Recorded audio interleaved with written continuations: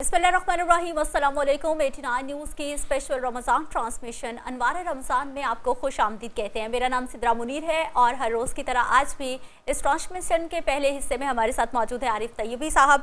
और आज के ट्रांसमिशन के इस पहले हिस्से में हम जिस ख़ास टॉपिक पे बात करने वाले हैं वो है जी रमज़ानुल मुबारक में ख़ास तौर पर कलमा तैयबा का विर्द कैसा है, कलमा तैयबा की अहमियत क्या है, फ़जीलत क्या है और ख़ास तौर पर ये अहमियत, ये फ़जीलत रमज़ानुल मुबारक में किस हद तक बढ़ जाती है। डिटेल इस टॉपिक पर आज हम बात करेंगे। पाकिस्तान के तूल अर्ज़ में जानिबैन में तरफ़ैन में बसने वाला जुमला मेरे अहलियान वतन आप सबको मोहब्बत के साथ मोहम्मद आरिफ तैयबी की जानिब से अस्सलामु अलैकुम वरहमतुल्लाहि वबरकातुहू। आप देख रहे हैं खूबसूरत अफ्तार की नशरियात अनवार रमज़ान और इसमें हम रोज़ एक मौजू का इंतखाब करते हैं। आज भी खूबसूरत मौजू हमने ऐसा बनाया है और इस तरह मिसदरा ने कहा कि आज का मौजू है रमज़ान करीम और कलमा तैयबा। ये वो कलमा है जो गैर मुस्लिम पढ़े तो ईमान के साथ इस्लाम में दाखिल हो जाता है। कलमा पढ़ने वाले के लिए फिर अमान का भी ऐलान कर दिया जाता है। कलमा तैयबा पढ़कर जो है ईमान के साथ साथ इस बात पे यकीन इंसान कर लेता है कि अल्लाह के सिवा कोई इबादत के लायक नहीं, लेकिन करीम आका जो है वो मोहम्मद हैं और रसूल हैं। मेरे करीम आका सरकार की नबूवत जो है ज़रूर ख़ात्म नबूवत हैं और इस हवाले से तफसीली आज बात करें। कलमा तैयबा में कितनी बार पढ़ना चाहिए, वज़ाइफ़ भी इंशाअल्लाह पूछेंगे। साथ ये कि रमज़ान करीम आता है तो हम जो है अज़कार जहाँ पे तमाम करते हैं, हम कलमा तैयबा का विर्द करते हैं, उस हवाले से भी जानेंगे और कहाँ पढ़ सकते हैं, किस जगह पे हमें एहतियात करनी चाहिए, सारी तफसीली बात करेंगे आज के इस मौजू के हवाले से। लेकिन साथ ही साथ नाज़रीन आप जानते हैं कि हमारा एक वज़ाइफ़ का सेगमेंट होता है जो साहबज़ादा हाफिज़ सलीम साहब बड़े आसान अंदाज में आप जो पेश करते हैं, आपको वो खुशामदीद कहेंगे। और आज के मौजू के लिए हमारे मुस्तकिल पैनल का हिस्सा डॉक्टर अब्दुल काजी साहब तशरीफ़ फरमाएँ, आपको खुशामदीद कहेंगे। और गोशा इनात में हमारे पास खूबसूरत सनाख़ा हमारे दोस्त मौजूद हैं, मौजूद साहबज़ादा अदनान सैफ़ी साहब हमारे साथ हैं, आपको खुशामदीद कहते हैं। और नाज़रीन किराम हमारे बहुत अच्छे दोस्त, उनका न सिर्फ पाकिस्तान से बाहर भी आपका MHF tour and travels Dubai का बहुत बाएतमाद इदारा है। वो अपने पाकिस्तान में नई ब्रांच खोलने की खुशी के अंदर उन्होंने एक उम्रे का टिकट अनाउंस किया है जो बज़रिया कुरअंदाज़ी इंशाअल्लाह ताला हम आखिरी ट्रांसमिशन में बज़रिया कुरअंदाज़ी वो टिकट निकालेंगे। उसका तरीक़ाकार ये होगा कि हम रोज़ एक आपको सवाल यहाँ पे आपको देंगे, उस सवाल के जवाब हम इनायत करेंगे, उस सही जवाब देने वाले को हम कुरअंदाज़ी में शामिल करेंगे और फिर हम बज़रिया कुरअंदाज़ी जो है उसका उम्रे का टिकट भी निकलेगा।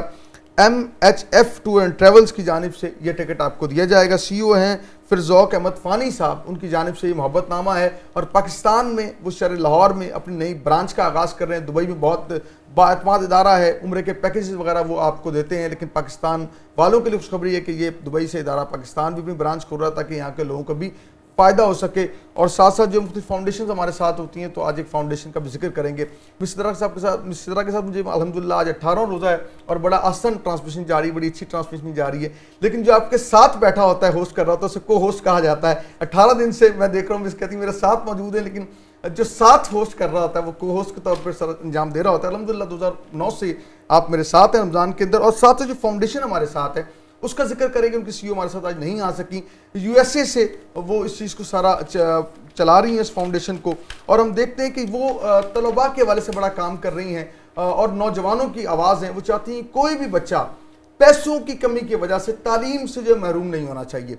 ये फाउंडेशन इंस्पायरिंग फ्यूचर USA, आप जो है इनकी CEO हैं उज़मा कुरैशी साहिबा, उनका ये मिशन है कि कोई पाकिस्तान का बच्चा पैसे की मुश्किलात से ऐसा ना हो कि वो रह जाए किसी वजह से।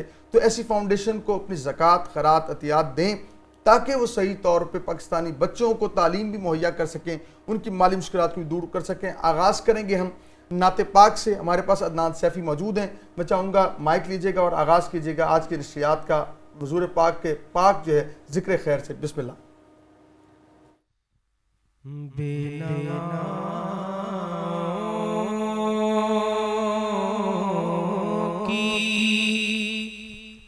नवा सुनता है इल्तिजा सबकी, खुदा सुनता है।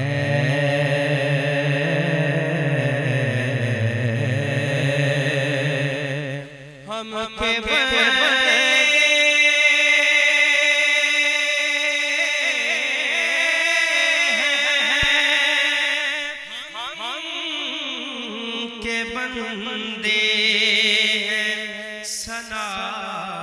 کرتے ہیں وہ کہ خالق ہے صدا سنتا ہے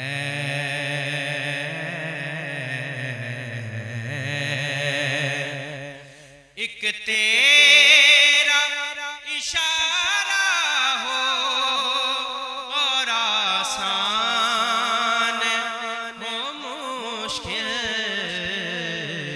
ایک لہر اٹھے اور میں اس پار ہوں مولا ایک لہر اٹھے اور میں اس پار ہوں مولا میں بندہ عاصی ہوں خطا کار ہوں مولا میں بندہ عاصی ہوں خطا کار ہوں مولا لیکن تیری رحمت کا تیری رحمت کا طلبگار ہوں مولا میں بندہ عاصی ہوں بندہ کون کسے کہ دے سکدا بس ایک دعا کر سکدا ہووے سجن تے سجن دے روپ اندر ساری عمر وفا کر سکدا جے منگنا تے رب تو منگ جیڑا اصل عطا کر سکے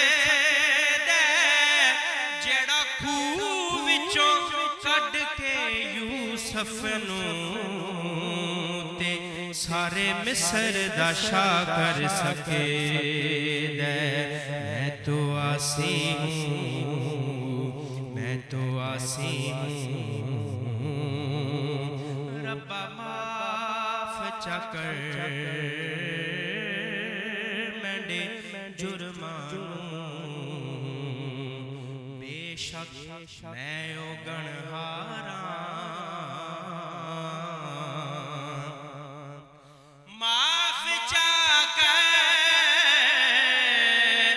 میںڈے جرمانوں بے شک میں او گنہاراں پر جس واسطے کل کائنات بنائیا او دیال دا میں حبداراں میں تو عاصی ہوں میں تو عاصی ہوں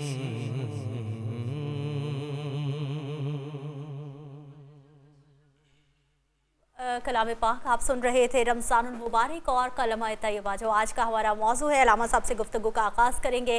علامہ صاحب سب سے پہلے تو ہمیں یہ بتائیے کہ کلمہ طیبہ اسلام کے دائرہ میں داخل ہونے کا جو پہلا قدم ہے وہ کلمہ طیبہ ہے کہ اللہ ایک ہے اور رسول خدا اللہ کے پیارے نبی ہیں۔ کیا ڈیٹیلز ہیں، کیا اہمیت ہے، کیا فضیلت ہے، کیا برکت ہے اس کلمہ طیبہ کی؟ الحمدللہ والصلاة والسلام علی رسول اللہ۔ کلمہ طیبہ قرآن مجید کی 2 آیات کو ملائے تو اس کی تشکیل ہوتی ہے۔ صحیح۔ اس کا پہلا حصہ توحید پہ دلالت کرتا ہے، دوسرا حصہ رسالت پہ دلالت کرتا ہے۔ پہلا حصہ جو ہے وہ شریعت پاک ہے، دوسرا طریقت و روحانیت ہے۔ پہلے کے اندر اللہ کی وحدانیت کا اعلان ہے، پرچار ہے اور عقیدہ ہے، اور دوسرا حصہ جو ہے وہ آپ صلی اللہ علیہ وسلم کی رسالت کا اقرار ہے۔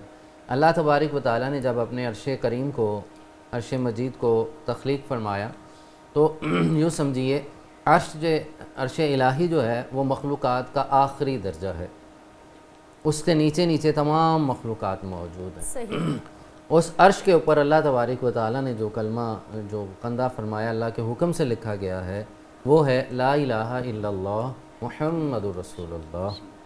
سیدنا آدم علیہ السلام کی تخلیق ہے، اور آدم علیہ السلام روح اور جسم سے جب ہم کنار ہوتے ہیں تو جناب آدم علیہ السلام نے اس کائنات ارضی میں جو عدم سے وجود بخشا گیا اور پہلی چیز کا جو مشاہدہ کیا ہے وہ اللہ کا عرش پاک تھا، اور اس کے اوپر لکھا ہوا تھا لا الہ الا اللہ محمد رسول سبحان اللہ۔ اللہ، سبحان اللہ۔ جب جناب آدم علیہ السلام کو دنیا میں بھیجا جاتا ہے تو کئی برس تک، کئی 100 سال تک اللہ کی بارگاہ میں جو گریہ وزاری کرتے رہتے ہیں۔ ایک روز آپ کے خیال میں آتا ہے وہ کیا کہ جب اللہ نے مجھے پیدا کیا تھا تو میں نے جس چیز کا پہلا مشاہدہ کیا، جو کلمہ پہلا میں نے جس کی تلاوت کی ہے وہ لا الہ الا اللہ محمد رسول اللہ ہے۔ سبحان آپ اللہ کے حضور سبحان دعا اللہ۔ کرتے ہیں مولا یہ جو نام اللہ کے نام کے ساتھ نام لکھا ہوا ہے لا الہ الا اللہ محمد رسول اللہ، اب اللہ کا اسم ذاتی ہے اور ساتھ ہی آپ صلی اللہ علیہ وسلم کا اسم مبارک ہے، تو اللہ کی بارگاہ میں استفسار کیا مولا یہ کون سی ہستی ہے جس کا نام تیرے نام کے ساتھ ہے؟ فرمایا آدم اگر میں اپنے محبوب کو پیدا نہ کرتا تو تمہیں بھی پیدا نہ کرتا، سبحان اللہ، میں زمین و آسمان کو بھی پیدا نہ کرتا۔ تو پھر جناب آدم علیہ السلام نے اللہ کے حضور دعا کی مولا اس نام کے صدقے میری توبہ قبول فرما لے، اور اللہ تبارک و تعالیٰ نے اس نام نامی اسم گرامی یوں سمجھیے اس کلمہ طیبہ کی برکت سے جناب آدم علیہ السلام کی توبہ بھی قبول ہوتی ہے۔ کچھ روایات میں ہے آدم اگر تم جنت میں اس نام کا وسیلہ دیتے تو ہم ادھر ہی تمہیں معاف فرما واہ دیتے۔ واہ واہ، سبحان تو اللہ۔ کلمہ طیبہ کی بہت سے فضائل ہیں، بہت سی برکات ہیں، اس کی تلاوت کی بڑی برکت ہے اور اس کے پڑھنے کی بڑی برکات ہیں۔ یوں سمجھیے کہ جیسے آپ نے بھی کہا ہے کہ کلمہ پڑھنے سے کفر اسلام میں بدل جاتا ہے، بے شک۔ دل کی پاکی حاصل ہوتی ہے، انسان کا ظاہر باطن پاک ہو جاتا ہے۔ یہ کلمہ ابتدا ہے ہمارے اسلام کی، اور اس سے ہی تمام اسلام کے دائرے میں بندہ داخل ہو جاتا ہے۔ یہ عقیدہ بھی ہے، یہ عقیدت بھی ہے، اور یہ وہ عقیدہ ہے جو توحید و رسالت کا مرقع ہے، اسی سے ہی تمام عقائد جڑے ہوئے ہیں۔ اگر کلمہ طیبہ میں نقص آ جائے تو نعوذ باللہ ایمان میں نقص آ جاتا ہے۔ بار بار ریپیٹ کرتے رہنا چاہیے۔ علماء نے لکھا ہے صبح کا آغاز ہی اس کلمہ طیبہ سے کرنا چاہیے۔ اس کی وجہ کیا ہے؟ وجہ مختلف اس کے اسباب لکھے ہیں کہ انسان کی زندگی میں رات سوتے میں، رات کے اندھیرے میں کوئی ایسا گناہ ہو گیا، ایسا جملہ زبان سے نکل گیا نعوذ باللہ جو اسلام کے منافی تھا، جو کفر تھا۔ جب بندہ بار بار کلمہ پڑھتا ہے تو تجدید ایمان ہوتا اور رہتا یہ ہے۔ بھی کہا گیا کہ اب قریب لوگوں میں صبح لوگ مومن ہوں گے، شام کو کافر ہوں گے۔ جی جی، یہ بھی فتنوں کے دور میں یہ بھی ہے کہ انسان صبح حالت ایمان میں ہوں گے، شام ایمان خارج ہو چکا ہوگا، انسان سے کوئی جملہ ایسا نکل جاتا ہے، ایسا عمل ہو جاتا ہے جو اسلام کے منافی ہے، تو علماء نے لکھا ہے بار بار کلمہ طیبہ پڑھنے سے تجدید ایمان ہوتا رہتا ہے۔ جب بھی سنیں تو جو سننے والے ہیں فوراً پڑھ لینا چاہیے لا الہ الا اللہ محمد رسول اللہ۔ کلمہ طیبہ پڑھنے سے انسان کے ایمان کی بھی تجدید ہوتی ہے، یوں سمجھیے قلب کے اندر ایک نور پیدا ہوتا ہے، اس کی نورانیت یہ ہے۔ قرآن عزیز میں اس میں کہا ہے مثل کلمۃ طیبۃ کشجرۃ طیبۃ، کلمہ طیبہ کی مثال ایک پاکیزہ درخت کی مانند ہے، اصلھا ثابت وفرعھا فی السماء، جس کی جڑیں جو ہیں وہ زمین کے سب سے نیچے ہیں اور اس کی شاخیں آسمانوں سے بھی اوپر چلی جاتی ہیں۔ سبحان اللہ، سبحان اللہ۔ علامہ صاحب مجھے یہ بتائیے کہ کلمہ طیبہ کا جو ذکر ہے، جیسے آپ نے کہا کہ پڑھتے رہنا چاہیے، صبح اٹھے سب سے پہلے اٹھ کے کلمہ طیبہ پڑھیں، اعتراف کریں کہ ہم اللہ کو مانتے ہیں، رسول خدا کو بھی مانتے ہیں۔ مجھے یہ بتائیے کہ یہ کلمہ طیبہ پڑھنے سے ہماری زندگیوں میں کیا برکت آ سکتی ہے؟ حضور سلطان العارفین رحمۃ اللہ تعالیٰ نے ارشاد فرماتے ہیں کہ کلمہ طیبہ کا تکرار کرتے رہنا چاہیے، اور روایات کے مطابق یہ کلمہ طیبہ زمین و آسمان، ساتوں زمینیں، ساتوں آسمان سے وزنی ہے۔ ہر چیز کا ایک وزن کیا جاتا ہے، اعمال صالحہ کا وزن کیا جاتا ہے۔ میزان پہ جب کلمہ طیبہ کو قیامت کے روز تولا جائے گا، زمین و آسمان ایک پلڑے میں رکھ دیے جائیں، کلمہ طیبہ ایک پلڑے میں رکھ دیا جائے تو وہ وزنی ہوگا۔ میرے آقا کریم صلی اللہ علیہ وسلم نے ارشاد فرمایا، حضرت ابوذر روایت کرتے ہیں، مسند امام اعظم میں یہ روایت موجود ہے کہ آپ سرکار علیہ الصلوۃ والسلام نے فرمایا من قال لا الہ الا اللہ فقد دخل الجنہ، کہ جو صدق یقین کے ساتھ، صدق قلب کے ساتھ کلمہ طیبہ پڑھتا ہے اللہ اسے جنت عطا فرمائے گا۔ ماشاءاللہ ماشاءاللہ۔ اور جس شخص کے آخری کلمات یعنی کہ جان کنی کے وقت میں جب وہ دنیا سے جا رہا ہے، رخصت ہو رہا ہے، تو آخری کلمات یہ ہیں کہ جو اس کی زبان پہ لا الہ الا اللہ جاری ہو جائے تو تو سمجھے اس کے زندگی کی خطائیں معاف ہیں اور اللہ اسے بخشش عطا فرمائے گا. اور یہ بھی روایات ہے کہ جب بندہ دنیا سے جا رہا ہو تو اس کے قریب اسے کہنا نہیں ہے کہ کلمہ پڑھو، نہیں، اس کے قریب ہلکی ہلکی آواز میں کلمہ طیبہ پڑھنا چاہیے کہ وہ پڑھتے ہوئے سنے آپ کو اور اس کی زبان پہ بھی جاری ہو جائے کہ اس کی جان کنی کا عالم آسان بھی ہو، اور آخری کلمہ جب اس کی زبان پہ لا الہ الا اللہ آ جائے گا تو اس کی بخشش و مغفرت بھی ہو جائے گی. سبحان اللہ، سبحان اللہ، بہت ہی خوب. سلیم صاحب آپ کی طرف آنا چاہیں گے کہ آج وظیفہ کون سا خاص لائے ہیں؟ اگر کلمہ طیبہ کو لے کر ہمیں ہمارے دیکھنے والوں کو کوئی وظیفہ بتا دیں. جی بسم اللہ والصلاۃ والسلام علی رسول اللہ. جی آج کلمہ طیبہ کا ہی وظیفہ ہے اور وہ ہم نے 70,000 دفعہ جو ہے وہ پڑھنا ہے. 70,000 بار جو ہے وہ ہم نے پڑھنا ہے. تو اس میں خیر و برکت ہے اور تمام طرح کی پریشانی اور ہر طرح کے معاملات جو ہیں وہ آپ کے حل ہو جائیں گے. اور یہ 70,000 دفعہ آپ اس کو پڑھیں، اس کو وظیفے میں رکھیں. سلیم صاحب 70,000 بار ہم نے ایک ہی نشست میں پڑھنا ہے، کسی خاص ٹائم پہ پڑھنا ہے، ایک ہفتے میں، مہینے میں، یا پھر زندگی میں ایک بار؟ کس طرح سے پڑھنا ہے یہ بھی بتائیے. جی آپ اس کی روٹین بنائیں، جتنی دیر میں بھی آپ پڑھ سکتے ہیں، کوئی مسئلہ نہیں ہے. آپ پڑھیں اس کو، کوشش کریں کہ آپ رمضان کریم کے اندر اس کو ختم کریں. چونکہ رمضان شریف میں یہ ہے کہ سنت کا جو ہے فرض کے برابر ثواب ہو جائے گا. تو اگر رمضان شریف میں آپ ختم کرتے ہیں تو پھر تو کیا ہی بات ہے کہ بھئی آپ 70,000 دفعہ اگر پڑھتے ہیں تو مشکل نہیں ہے، ہو جاتا ہے، انشاءاللہ ہو جائے گا. کوشش کرنے سے ہو جائے گا. بے شک کوشش کرنے سے تو سب کچھ ہو جاتا ہے. اچھا مجھے یہ بتائیے کہ جس طرح آپ نے کہا کہ 70,000 بار پڑھیں اور جتنا بھی ٹائم لگ سکتا ہے اس میں پڑھیں، رحمتیں آئیں گی، برکتیں آئیں گی، سکون قلب بھی نصیب ہوگا، ہمارے مسائل حل ہو جائیں گے، کیونکہ معاشرہ اس وقت ڈپریشن، انزائٹی، ٹینشن میں بہت زیادہ ہے. یہ سب سے بڑا وظیفہ ہے، اس سے بڑا وظیفہ نہیں ہے. ٹھیک ہے جی. کلمہ طیبہ وہ چیز ہے کہ اسلام کی سب سے بنیادی جڑ، سب سے پہلی. تو ہم نے یہ پڑھنا ہے. تو آپ مسلمان کا یہ کلمہ ہے، تو اس میں اللہ اور رسول کی، اللہ کی توحید بیان ہو رہی ہے، رسول اللہ صلی اللہ علیہ وسلم کا جو ہے وہ نام کی فضیلت جو ہے وہ بیان ہو رہی ہے. تو اس سے بہتر کوئی چیز نہیں ہے. آپ نے اس کو پڑھنا ہے اور ضرور پڑھیں، بلکہ اس کی کوشش کر کے اس کو ضرور پڑھیں. ضرور پڑھیں. علامہ صاحب جو آپ پہلے بھی بتا رہے تھے کہ وقت نزاع زبان پر جو ہے، احادیث قرآن پاک کیا بیان فرماتا ہے کہ جب انسان پہ وقت نزاع ہوتا ہے جی اسے اتنی مہلت ملتی ہے، یا صرف پاک روحوں کو، جو اچھے لوگ ہیں، اچھے انسان ہیں، صرف انہیں اتنی مہلت ملتی ہے کہ ان کی زبان پہ کلمہ طیبہ ہوتا ہے؟ صحیح مسلم میں ایک روایت ہے، آپ صلی اللہ علیہ وسلم نے ارشاد فرمایا ہے کہ جب بندے کے اوپر نزاع کی کیفیت ہو اس کے قریب سورہ یاسین شریف پڑھی جائے، صحیح، اور اس کی تلاوت کی جائے، جس سے اس کے جان نکلنے کے مرحلے کو آسان ہو جاتا ہے. یاد رکھیے نزاع کا عالم سب سے سخت ترین عالم ہے، اور اس کی جو روایات ملتی ہیں، یوں سمجھیے ایک مثال کے لیے علماء نے لکھا ہے کہ جیسے ایک خاردار جاڑی پہ کپڑا ڈال دیا جائے اور زور سے کھینچ دیا جائے، انسان کے پورے جسم سے روح کا اخراج ہے، اور بہت سخت، بہت زیادہ سختی کا عالم ہے. اللہ کے محبوب علیہ الصلوۃ والسلام، آپ کی شان بڑی اعلیٰ ہے. جب جناب اسرائیل علیہ السلام حضور کی بارگاہ میں حاضر ہوتے ہیں، پوچھا گیا یا رسول اللہ اس خدمت کے لیے حاضر ہوا ہوں، تو سرکار نے فرمایا یہ کیا ماجرا ہے، کس طرح؟ یا رسول اللہ بہت سخت معاملہ ہوتا ہے. مومن کے لیے تو فرمایا گیا، حافظ سیوطی علیہ الرحمہ نے ایک پوری تفصیل ذکر کی ہے کہ مومن کی تو جان ایسے نکلتی ہے کہ جیسے ہم مثال کے لیے مکھن سے بال نکال لیا جاتا ہے، اسے خبر تک نہیں ہوتی. اور گناہگار کی روح جو ہے وہ بڑی سختی کے لیے نکلتی ہے. قرآن عزیز میں فرمایا ہے کہ سختی کے ساتھ جان نکالنے والے اور نرمی کے ساتھ جان نکالنے والے فرشتے، اس کی مختلف صورتیں ہوتی ہیں. جب نیک صالحین کی روح آتی ہے تو اس کے لیے جنت کے ملائکہ آتے ہیں، اسے پروٹوکول دیا جاتا ہے، اسے جس جگہ وہ بندہ موجود ہے وہاں سے لے کے آسمان تک ایک پوری، یوں سمجھیے ہماری صفیں ایسی ہوتی ہیں اور فرشتوں کی صفیں طے طے اوپر ہوتی ہیں.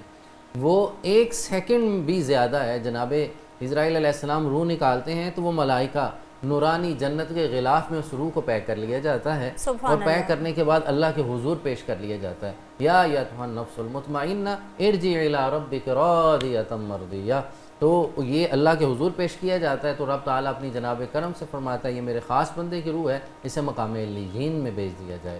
اب جہاں دوسرا معاملہ ہے، استغفر اللہ العظیم، حضرت براء ابن عازب رضی اللہ تعالیٰ عنہ روایت کرتے ہیں آقا کریم صلی اللہ علیہ وسلم ایک جنازے میں جلوہ افروز تھے. دفنانے کے بعد حضور صلی اللہ علیہ وسلم صحابہ موجود ہیں، آپ نے اس چیز کا اظہار فرمایا اور ارشاد فرمایا جب گناہگار کی روح نکلتی ہے تو جہنم کے فرشتے آتے ہیں، بڑی سختی کے ساتھ اس کی روح نکالتے ہیں، روح پورے جسم میں بے چین ہوتی ہے، بھاگتی ہے، دوڑتی ہے، وہ جدا ہونے کے لیے چیخ و پکار کرتی ہے، میں سوائے انسان اور جنوں کے باقی مخلوقات اس کی چیخ و پکار سنتے ہیں۔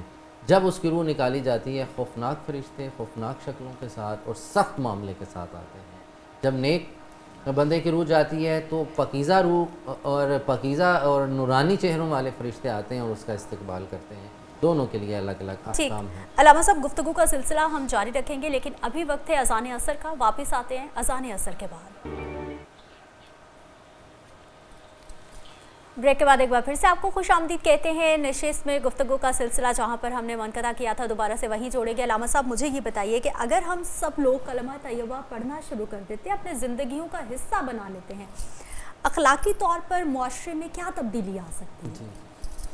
حضور قبلہ عالم حضور پیر صاحب دیوش شریف رحمۃ اللہ تعالی علیہ ارشاد فرمایا کرتے تھے کلمہ طیبہ کی مثال ایک بیج کی مانند ہے، صحیح، جس سے زمین میں ایک بیج ڈالا جاتا ہے اور اس میں کھاد ڈالی جاتی ہے، جس سے وہ ایک مضبوط درخت پیدا ہوتا ہے جس پہ پھل لگتا ہے، شجر آور درخت جو ہے۔ یوں سمجھیے آپ فرمایا کرتے تھے کلمہ طیبہ بیج ہے اور اس کو پروان چڑھانے کے لیے درود پاک ہے۔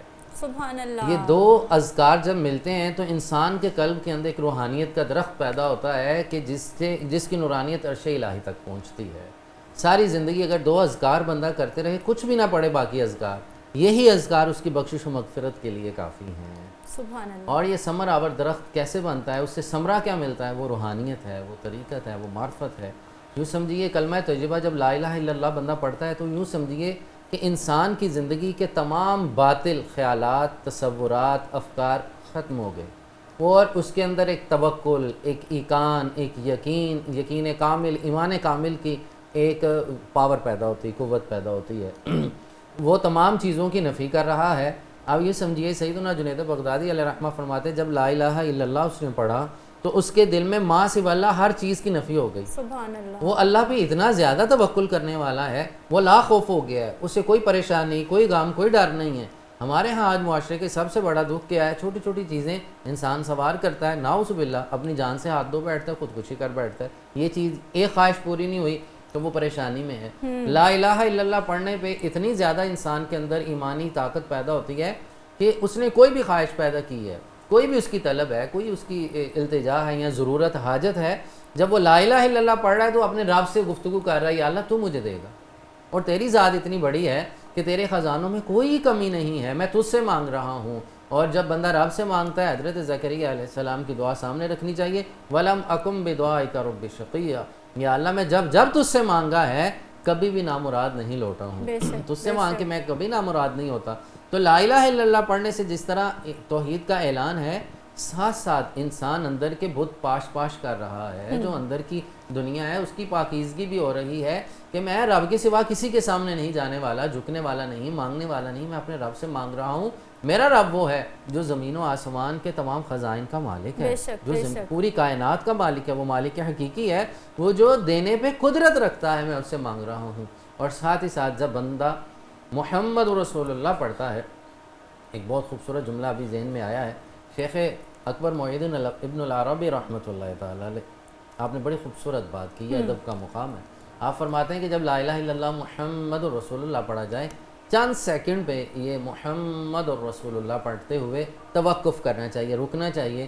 جب آپ رکیں تو اپنے آپ کو آقا کریم صلی اللہ علیہ وسلم کے بارگاہ میں حضور میں پیش کریں، اور سرکار کے حسن و جمال، آپ کے رخ زیبا، آپ کے ودعا کے چہرے اور مکھڑے کا تصور کرتے ہوئے یوں سمجھیے یہ ود ان سیکنڈ ہوگا کام کہ آپ اپنی روح کو سرکار کے قدمین شریفین میں پیش کر رہے ہیں، اور آپ تصور کر رہے ہیں کہ آپ حضور کی بارگاہ میں حاضر ہیں، اور سرکار کو اللہ تبارک و تعالیٰ نے یہ شان عطا فرما رکھی ہے کہ آپ کا امتی جب بھی کہیں بھی کسی لمحے میں بھی آپ کو یاد کرتا ہے تو حضور فوراً التفات فرماتے ہیں، توجہ فرماتے ہیں۔ اللہ نے یہ آپ کو شان عطا فرما رکھی ہے۔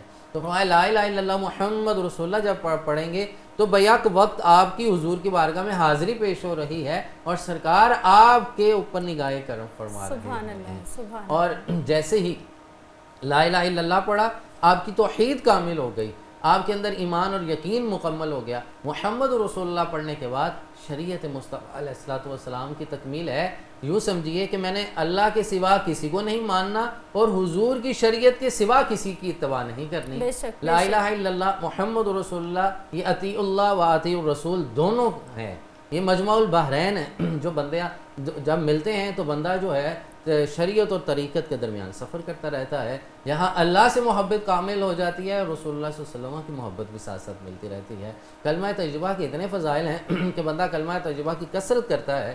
ایک روایت میں آتا ہے کہ جیسے قبلہ نے ابھی فرمایا ہے کہ 70,000 مرتبہ جو شخص اپنی زندگی میں اپنے لیے بھی 70,000 مرتبہ قرآن یہ جو لا الہ الا اللہ محمد رسول اللہ کلمہ طیبہ پڑھ لیتا ہے، اس کے گناہ اگر سمندر کی جھاگ کے برابر بھی ہیں تو اللہ تعالیٰ اس کو بخش دیتا ہے. سبحان اللہ سبحان اللہ. کم از کم ہمیں اپنی زندگی میں یہ 70,000 مرتبہ کا جو ایک فگر ہے اس کو مکمل کرنا چاہیے. صحیح. اس کا میں اور آسان نسخہ بتا دیتا ہوں. میں یہی پوچھنے والی تھی کہ کیا کوئی کیلکولیشن ہے کہ ہم صبح شام یا ایک دن میں کتنی بار پڑھیں تو ہر نماز ہے. نماز کے بعد ہماری مساجد کے میں آپ نے یہ روٹین دیکھی ہے کہ جیسے ہی فرض نماز پڑھی جاتی ہے اس کے بعد کلمہ طیبہ کا ورد کیا جاتا ہے. حضرت انس بن مالک رضی اللہ تعالیٰ فرماتے ہیں کہ آپ صلی اللہ علیہ وسلم نماز پڑھتے تو آپ کے کلمہ طیبہ کی آواز باہر تک بھی آیا کرتی. صحابہ کرام مل کے جب پڑھتے تھے تو آپ ہر نماز کے بعد 3 بار پڑھنا شروع کر دیجئے.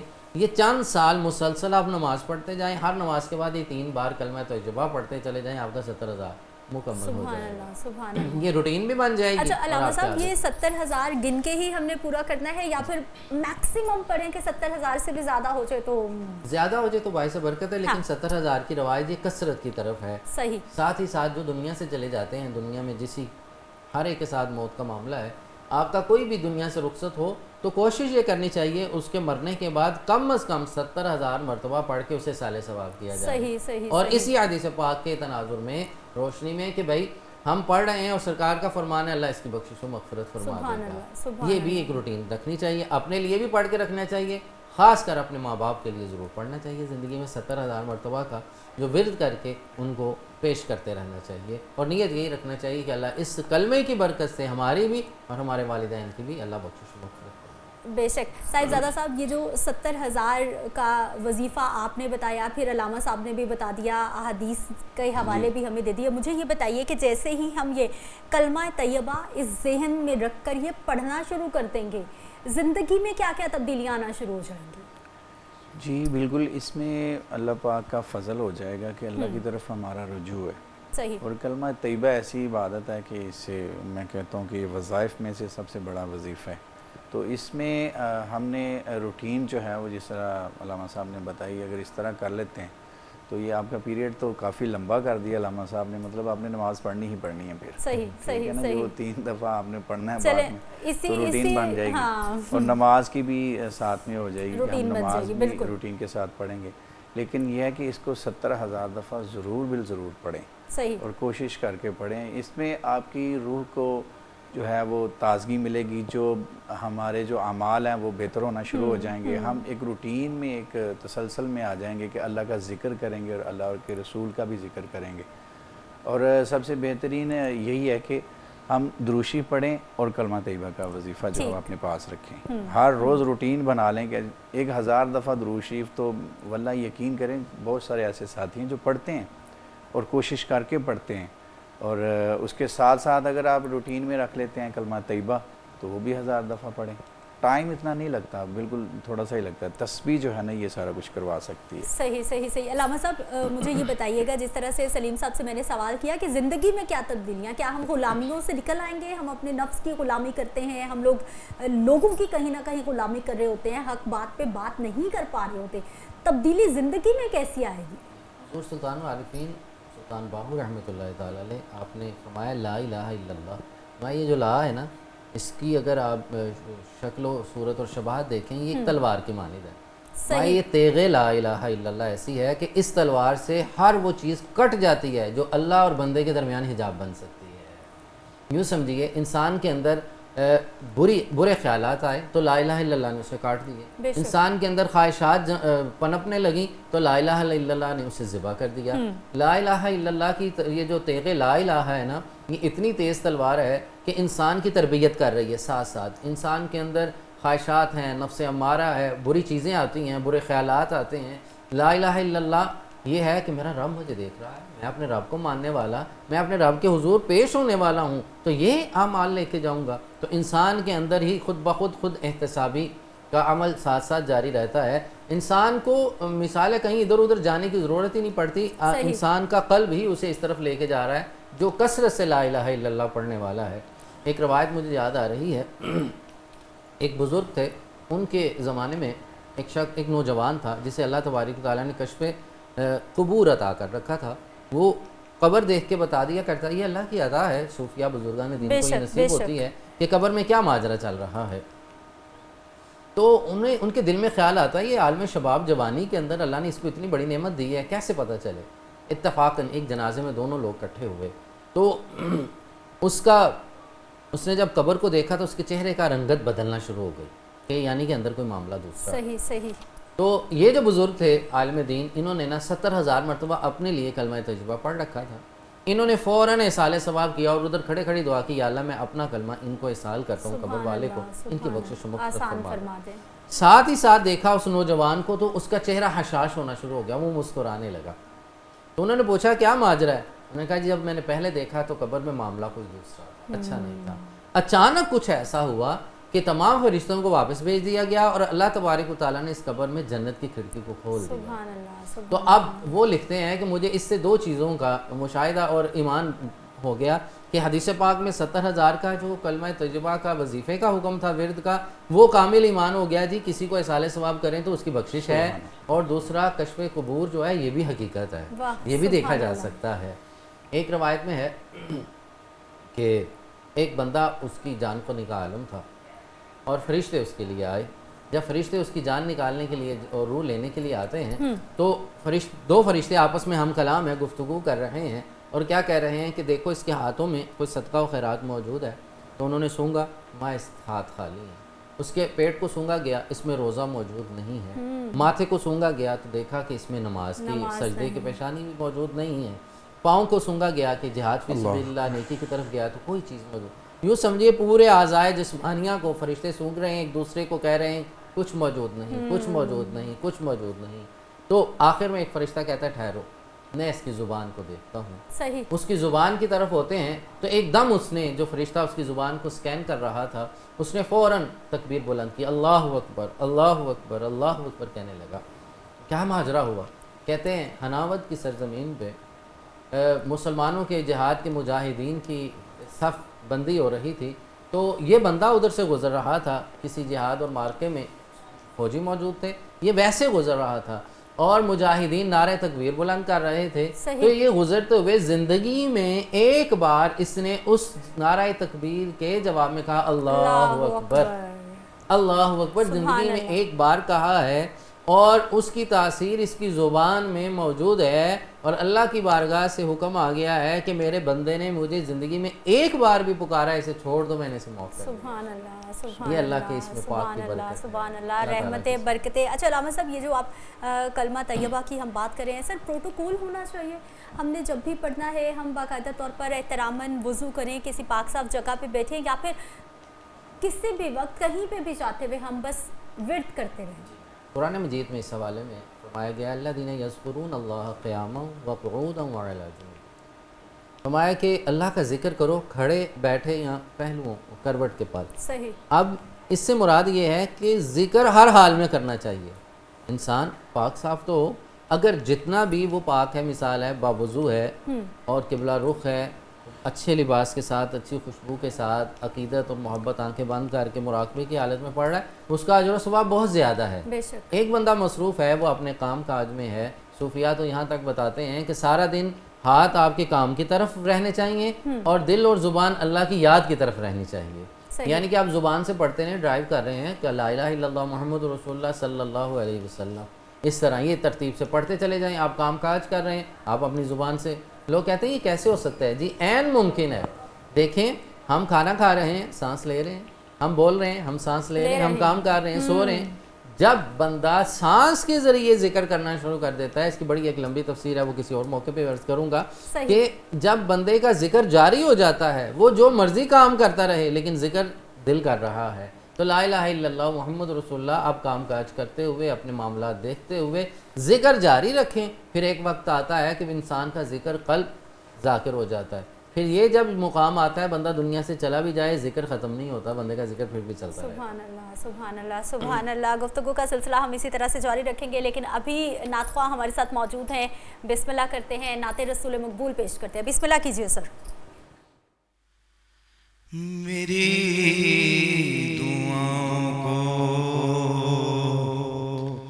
ادھر جائے قبول ملے کہ میں جو مانگوں مجھے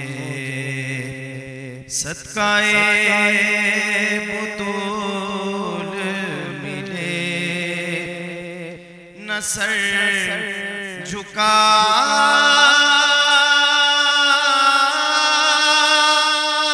ہے کٹایا ہے دین کی خاطر. نہ سر جھکایا ہے کٹایا ہے دین کی خاطر. علی کے لال کو نانا کے وہ اصول ملے. علی کے لال کو نانا کے وہ اصول ملے کہ میں جو مانگوں مجھے تو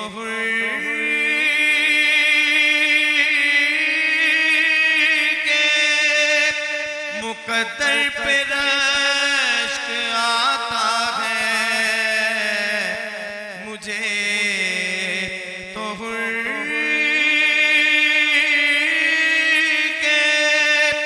مقدر پہ رشک آتا ہے کہ جس کو زہرا کے سارے پھول ملے کہ میں جو مانگوں مجھے تمام عمر کے سجدے تمام ہو جائے. تمام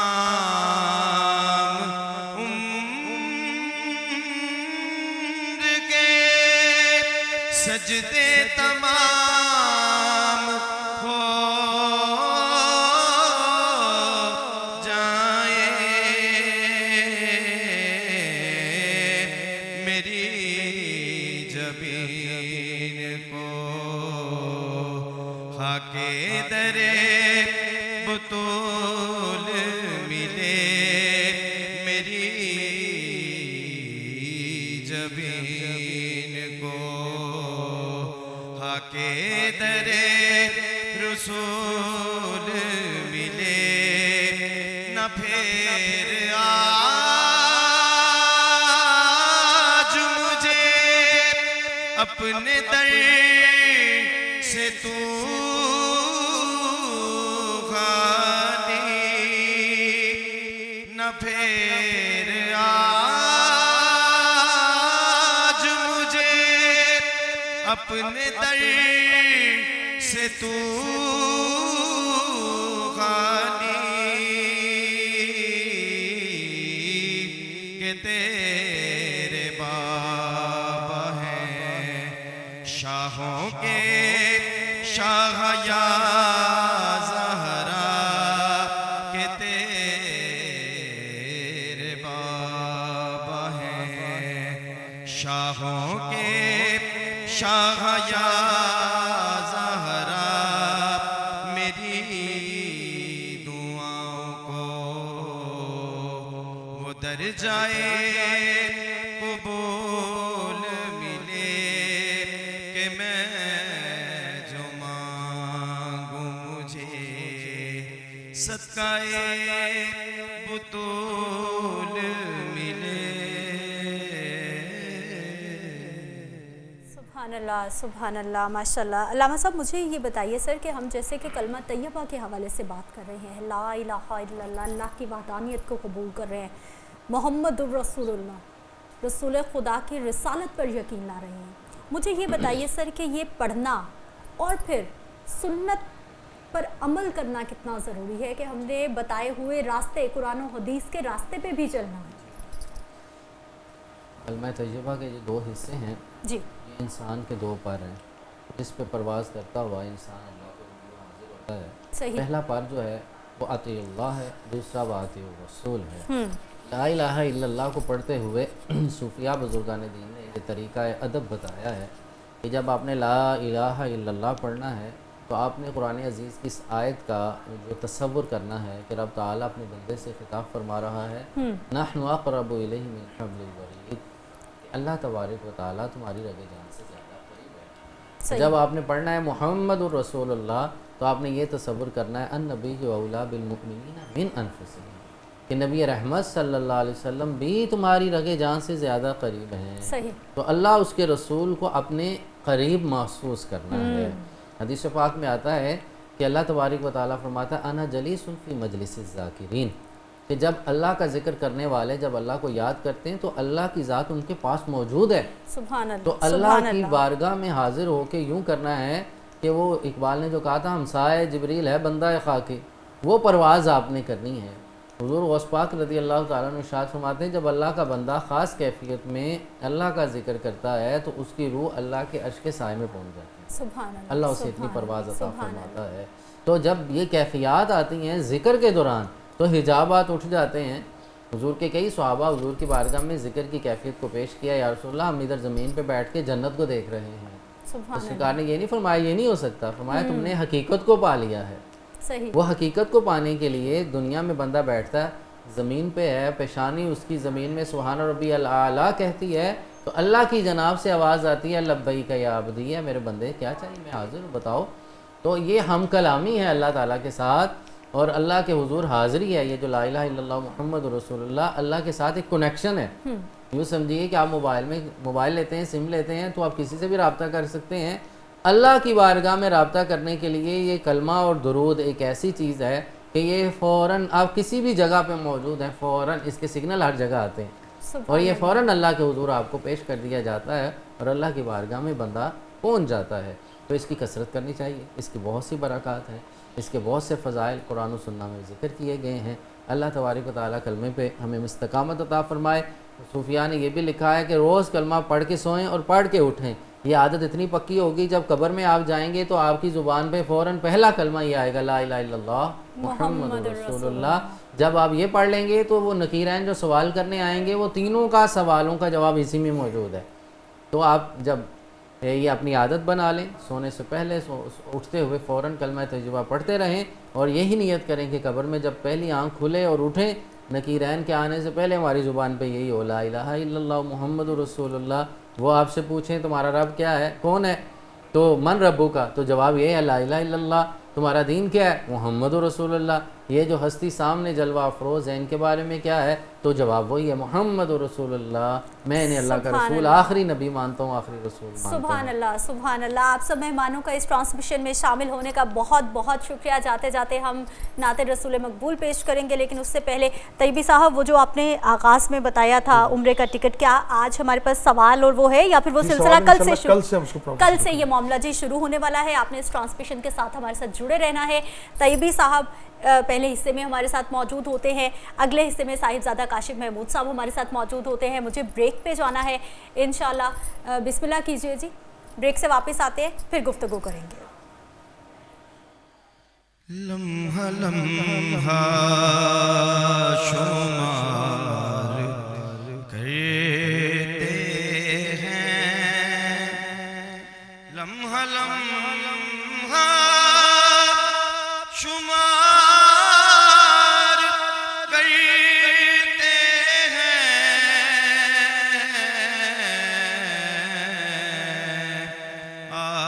کا انتظار کرتے ہیں آپ کا انتظار کرتے ہیں میں خطا بار کرتا ہوں میں خطا بار کرتا ہوں وہ کرم بار کرتے ہیں وہ کرم بار کرتے ہیں اس گلی کا گدا ہوں جس میں اس گلی کا